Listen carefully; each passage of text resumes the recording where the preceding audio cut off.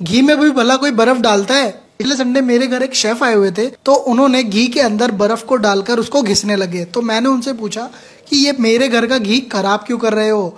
तब उन्होंने बोला ये घी बिल्कुल भी खराब नहीं हो रहा, आपने कभी घी के अंदर बर्फ डाली है? तो मैंने उनसे कहा कि बिल्कुल भी नहीं, कौन डालता है घी के अंदर बर्फ? तो उन्होंने मुझे बोला कि मैं एक 5 स्टार का शेफ हूँ, मेरे पे भरोसा रखो और मैं एक ऐसी चीज़ बना के दिखाऊंगा कि आप अमेज हो जाओगे। तब उन्होंने 250 ग्राम घी के अंदर बर्फ को डाल दिया और उसको जमा के उसको घिसने लग गए। तो आगे की प्रक्रिया जानने के लिए आप हमें कमेंट करके ये जरूर बताएं कि आप इस वीडियो को देख कहाँ से रहे, दुनिया के किस कोने में से बैठ के देख रहे हैं, ताकि मैं आपका थैंक्स कर सकूं। या जैसे कि मैंने आपको बताया, तो उन्होंने 250 ग्राम घी के अंदर बर्फ डाल दी और उसको जमा दिया, और जमाते हुए उन्होंने उसको घिसना चालू कर दिया था। तो जैसे जैसे वो बर्फ को घिसते जा रहे थे, वैसे वैसे वो घी गाढ़ा होता जा रहा था और जमता जा रहा था। और जमने के बाद उन्होंने उसको एक बर्तन में निकाल लिया और उसके ऊपर उन्होंने डाल दिया 2 कटोरी मैदा। जी हाँ दोस्तों, उन्होंने मैदा डाला उसके ऊपर, और उसके बाद तो मैं बिल्कुल डाउटफुल हो गया था कि ये हो क्या रहा है, यहाँ पे चल क्या रहा है। लेकिन उन्होंने मुझसे एक बात बोली थी कि वो 5 स्टार होटल के शेफ हैं, तो वो कुछ कर रहे होंगे तो कुछ सोच समझ के कर रहे होंगे, इसलिए मैंने वहाँ पे कुछ नहीं बोला और देखता रहा। उसके बाद उन्होंने उस मैदे के साथ उस घी को मिलाना शुरू किया, यानी उसका एक बैटर टाइप बनाना शुरू कर दिया। जैसे जैसे वो मिलाते जा रहे थे, वो गाढ़ा होता जा रहा था, थिक होता जा रहा था, एक डो की फॉर्म में बनता जा रहा था। लेकिन उन्होंने तभी एक गिलास दूध भी डाल दिया। वो धीरे धीरे उसको दूध के साथ मिलाते जा रहे थे और उसकी कंसिस्टेंसी थोड़ी पतली होती जा रही थी। जैसे जैसे वो दूध डाल रहे थे, वो और पतला होता जा रहा था। धीरे धीरे वो क्रीमी दिखने लग गया था। इतने अच्छी तरीके से फैट रहे थे कि उसमें कोई भी लम्स रहने की कोई गुंजाइश नहीं थी। और फिर उसके बाद उन्होंने एक गिलास उसके अंदर पानी भी डाल दिया। पानी डालने के बाद ही काफी पतला हो गया था मिक्सचर। अच्छी तरीके से उस मिक्सचर को मिलाते भी जा रहे थे, जिससे कि सारी सामग्री आपस में मिक्स हो रही थी। और थोड़ी देर बाद उनको जो कंसिस्टेंसी चाहिए थी वो उनकी आ गई थी। और उसके बाद उस मिक्सचर को इन्होंने छन्नी की सहायता से छान लिया, यानी जो भी मोटे लम्स थे वो ऊपर रह गए थे और जो भी पतला एकदम लिक्विड टाइप मिक्सचर था वो नीचे आता जा रहा था। अच्छी तरीके से पूरा छान लिया और मोटा मोटा वो मैटर ऊपर रह गया था। और एंड में उनके पास एकदम क्रीमी टेक्सचर वाला एकदम गाढ़ा सा बैटर तैयार हो गया था। और उसके बाद उन्होंने फिर उस लैडल से उसको चलाना शुरू कर दिया। तब मैंने पूछा कि इतना मिक्स करने के बाद भी आप लैडल से इसको चला क्यों रहे हैं? तब उन्होंने मुझे बताया कि ये क्रीमी मिक्सचर पे मलाई बार बार आ जाती है, तो उसको हटाने के लिए मैं इसको बार बार चला रहा हूँ। घबराइए मत, अगर आप भी इसको इसी तरीके से बनाते हैं और आपके बैटर में या फिर मिक्सचर में मलाई आ जाती है, यानी आपका मिक्सचर बहुत ही अच्छा बन के तैयार हुआ है। तो चलिए आगे क्या करना है मैं आपको बता देता हूँ। अब हम फिर से कढ़ाई में घी ले लेते हैं और उसको अच्छी तरीके से गर्म करते हैं। अच्छी तरीके से गर्म होने के बाद अब हम एक सांचा ले लेंगे राउंड सर्कल का, जैसे कि मैं आपको यहाँ पर दिखा रहा हूँ, और उसको उसके बीच में प्लेस कर देंगे, यानी तेल के बीच में प्लेस कर देंगे। जो मिक्सचर हमने बनाया था उसको अब एक लैडल की सहायता से एक बार चला लेते हैं और फिर एक लैडल भर के उसको ले लेते हैं। और अब हमें इसको गर्म तेल में थोड़ा थोड़ा पोर करना है, जैसे कि मैं आपको यहाँ पर करके दिखा रहा हूँ। जैसे ही आप इस मिक्सचर को थोड़ा थोड़ा डालेंगे, ये एकदम बबल्स की फॉर्म में ऊपर आता हुआ दिख जाएगा आपको, एकदम गर्म। लेकिन आपको घबराना नहीं है, ये इसकी ऐसी ही विधि है, इसको ऐसे ही बनाया जाता है। और इसको थोड़ा थोड़ा हम पोर करते रहेंगे, जैसे मैं आपको दिखा रहा हूँ यहाँ पर, और इसको डालते रहेंगे।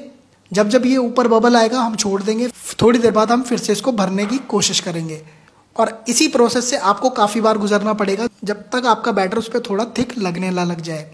और फिर थोड़ी देर बाद उसको छोड़ देना है और एक ले लेनी है स्टिक, और स्टिक की सहायता से इसके बीच में एक बनाना है छेद, जैसे कि मैं आपको यहाँ पर करके दिखा रहा हूँ।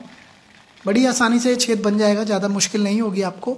और छेद बनाने के बाद हम फिर से वो बैटर लेंगे और फिर से उसी प्रक्रिया से गुजारेंगे, मतलब थोड़ा सा मिक्सचर डालेंगे, ये देखिए, और ऐसे करते जाना है कंटिन्यूसली काफ़ी बार। पेशेंस का काम है, आपको आराम से करना पड़ेगा, ज़्यादा दिक्कत नहीं आएगी आपको। और जैसा कि मैंने आपको बताया, इसको हमें बार बार फिल करना है, फिर छेद करना है, और फिर उसके ऊपर वही मिक्सचर डालना है और फिर छेद करना है, यानी हमें उसके पकने का भी टाइम देना है।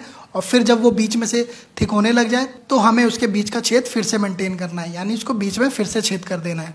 यही प्रोसेस कई बार करने के बाद जब हमारा वो मिक्सचर ऊपर तक आ जाएगा, यानी उस सर्कल तक पहुंच जाएगा, तब हमें उसको थोड़ी देर पकने देना है, यानी इसको तेल में छोड़ देना है। फिर हम इसके ऊपर डालेंगे गरम गरम तेल, कढ़ाई में से उठा के लैडल से गरम गरम तेल डालेंगे, या ताकि ये ऊपर से भी पक जाए अच्छी तरीके से।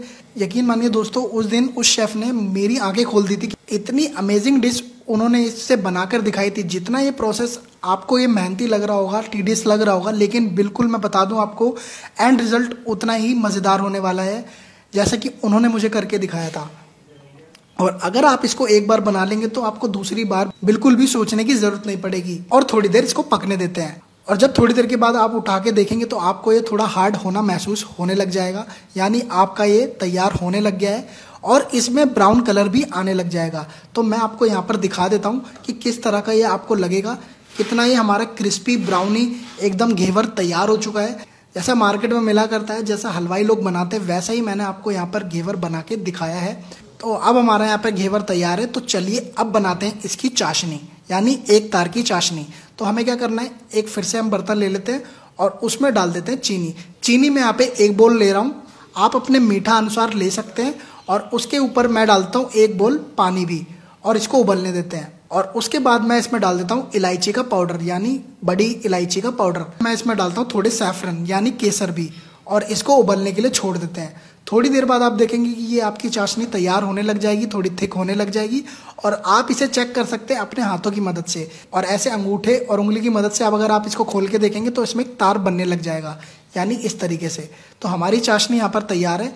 अब मैं इस चाशनी को उसी घेवर के ऊपर डाल देता हूँ ताकि ये हमारा घेवर उस चाशनी को अच्छी तरह से सोख ले, यानी इस चाशनी से हमें उस घेवर को भिगा देना है। सारी तरफ से मैं इस चाशनी को डाल दूंगा और अच्छी तरीके से इसको सोख होने देते हैं। और अब बना लेते हैं अपनी रबड़ी। रबड़ी चाहे तो आप दूध से बना सकते हैं, मैं यहाँ पे आपको एक इंस्टेंट तरीका दिखाता हूँ क्योंकि दूध में तो काफ़ी टाइम लग जाता है। तो मैं यहाँ पे ले रहा हूँ एक पैन में मिल्क पाउडर। मैंने 3 से 4 चम्मच में यहाँ पे मिल्क पाउडर लिया है, और उसके ऊपर मैं डाल देता हूँ यहाँ पे मिल्क मेड। मिल्क मेड भी मैं उसी बराबर लूंगा, यानी थोड़ा सा ज़्यादा भी ले सकता हूँ। और उसके बाद मैं इस पर डाल देता हूँ रोज़ वाटर भी। और अब करते हैं इसकी भुनाई चालू, यानी इसको अच्छी तरीके से पकाते हैं और इसको सभी सामग्री के साथ अच्छी तरीके से मिलाते हैं, अच्छी तरीके से चलाते हैं। और ये देखिए आपकी गाढ़ी रबड़ी धीरे धीरे बनने तैयार हो जाएगी। जैसे जैसे ये पकती जाएगी वैसे वैसे ये थिक होती जाएगी। और आपको करना क्या है, इसकी जब भुनाई के साथ साथ आप इसमें मिल्क भी ऐड कर सकते हैं इसकी कंसिस्टेंसी को मेंटेन करने के लिए। मैं यहाँ पे 1 चम्मच दूध डाल देता हूँ, और जैसे ही मैं दूध डालता हूँ वैसे ही ये थोड़ी और गाढ़ी हो जाती है, थोड़ी और क्रीमी हो जाती है। और कितनी ही बढ़िया हमारी यहाँ पे रबड़ी तैयार हो जाती है। कुछ ही मिनटों में हमने यहाँ पे रबड़ी बना ली। अगर आप दूध से बनाते तो इसमें काफ़ी मेहनत और काफ़ी टाइम लग जाता, तो इसलिए मैंने ये वाला तरीका आपको बताया है। और इसके बाद ये हमारी रबड़ी बनके तैयार है। चलिए इसको अब घेवर पर डालते हैं। कितनी शानदार हमारा यहाँ पे घेवर बनके तैयार हो गया। कुछ ही मिनटों में हमारा घेवर ये बन गया है। और उन्होंने उस दिन मुझे यही रेसिपी बताई थी जो मैंने आज आपको करके दिखाई है। आप इसको घर पे आराम से बना सकते हैं, मैंने आपको सारा तरीका बता दिया है। और इसमें कुछ भी दिक्कत वाली बात नहीं है क्योंकि ये प्रोसेस बहुत ही आसान है। आप इसको त्योहारों पे या फिर आपका जब भी मीठा खाने का मन हो तो आप इसको इजीली बना सकते हैं। और अब हम इसे टॉप अप कर देते हैं कुछ ड्राई फ्रूट्स के साथ, यानी कटा हुआ पिस्ता और कटा हुआ बादाम। ये इसकी रंगत को थोड़ा और बढ़ाएगा। और इसके ऊपर डाल देते हैं आप थोड़े से रोज पेटल्स। ये देखिए हमारा घेवर बनके तैयार है। और हमें कमेंट करके ये जरूर बताना कि आपको ये रेसिपी कैसी लगी। तो मिलते हैं आपसे नेक्स्ट रेसिपी में, नेक्स्ट टिप में। तब तक